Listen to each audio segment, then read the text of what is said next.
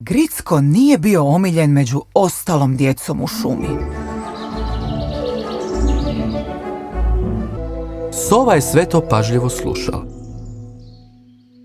Hodala je naprijed natrag po šumskom lišću, razmišljajući na svoj mudar sovin način.